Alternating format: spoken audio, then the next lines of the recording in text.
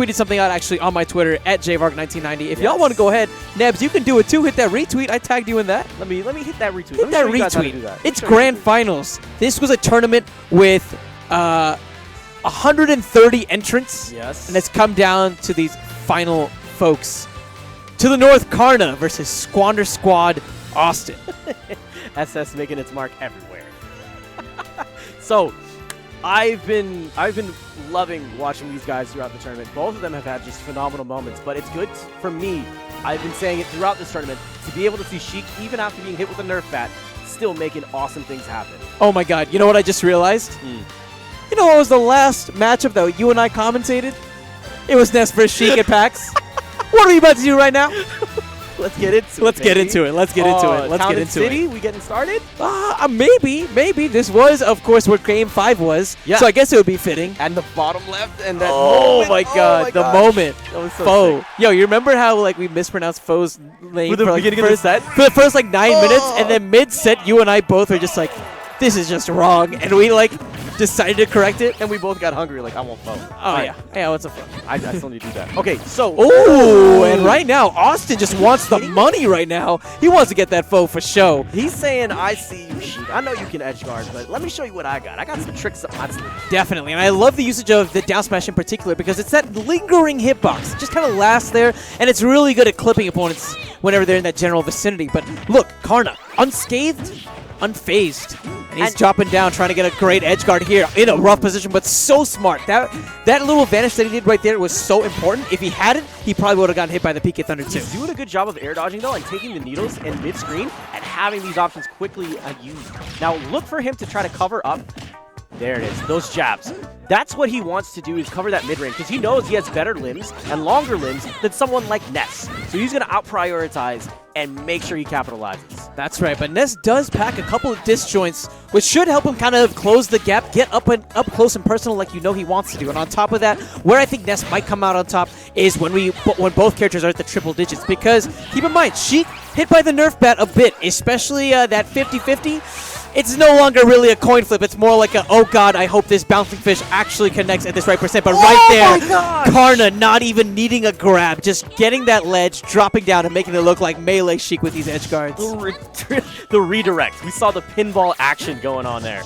Well, that was a good job, though. Now, keep in mind, look for the spacing from Karna. Oh, and look for that back throw from Awestin. Karna had the right idea. He was saying that platform's here. I just want to carry you from one end of this stage all the way to the blast zone. But Awestin said, hey, you left yourself wide open. And look at the opening that Awestin has found, already making this game infinitely closer. You saw that right there. Karna had that moment where he crouched. He was gauging the distance of whether or not he could get tipper down tilt into the fair strings that would come immediately after. Good job using the Nair, though. A great out-of-shield option, and is able to catch people pretty easily off of those neutral get-ups, if you're able to space it correctly. Good drop down here. Okay, so the thing to keep in mind with this stage is that you have a platform that's constantly ebbing and flowing, shifting to the other sides of the stage. Both of these characters can take massive advantage off of this if they're in the right position. Oh, and talk about taking advantage, not of the position, but also of the percent that was on board. A little bit of rage, a great amount of damage on Sheik, and that falling up air. The Awestin special going to be taking game one in his favor. Now, worth noting is the fact that Awestin last week managed to reset the bracket against heavy favorite Cosmic Cosmos. Of course, Cosmos comes back. He ends up winning the whole tournament. But what I'm saying is I wouldn't be surprised if, despite the fact that Awestin has been, kind of out of practice for a while, if he makes an upset happen here. Again, Karna definitely the heavy favorite going into this. And we're seeing why right now. Just a beautiful little sequence, putting on 24%, and again, getting the grab ready to just extend that lead even further. Gosh, you're absolutely right. I think the big thing to look at Awestin is there's always that potential. You're absolutely right.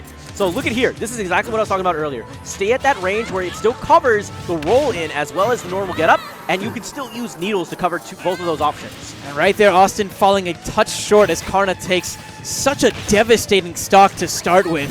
Let's see if he can maybe come back. Karna was playing from ahead for most of that previous game, but Awestin was able to just kind of hold his composure, hold his ground, and find his way back into the set. But I don't know if we're going to have that happen. Karna mauling Awestin off stage right now, but Awestin walking away with the second hit of that down smash. That was pretty sick. He had the right idea. He tried to avoid as much damage as possible. And you're seeing this here. Karna is wanting to say, you know what, I still want to implement pressure, but I don't want to be reckless about it. I want to stay just outside of the range of that bat. I don't want to overextend. Now Awestin, he has Karna in the air. I think that might have even been a missed input actually on that PK Fire. He normally likes to go for a lot of those PK Thunder sort of juggles, getting as much damage as he possibly can.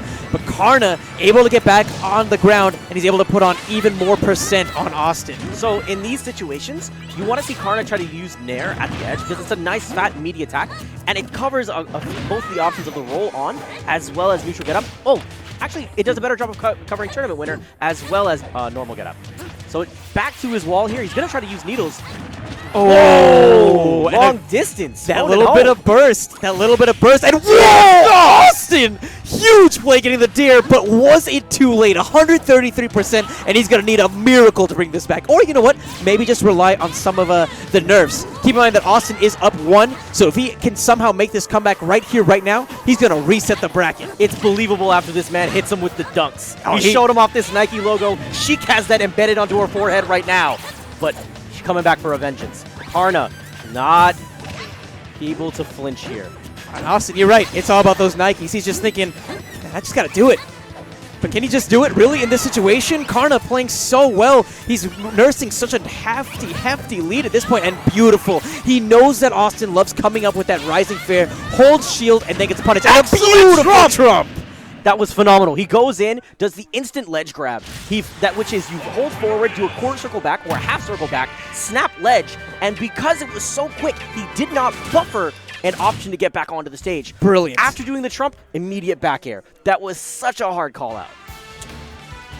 That was so good. So 1 game apiece, and even though Awestin was playing from behind that entire time, at the end, he picked up a little bit of that momentum, right, Neptune? He picked up a bit of that momentum. He started kind of getting back into the game, and that was a little scary. I'll be honest, I wasn't even picking up the controller. I was looking, and I was just thinking to myself, this is a pretty terrifying moment. Yeah. And already you can see that there's a crowd in the background ready to go ahead and watch this. This might be the last game that is played in this record-tying Shockwave event.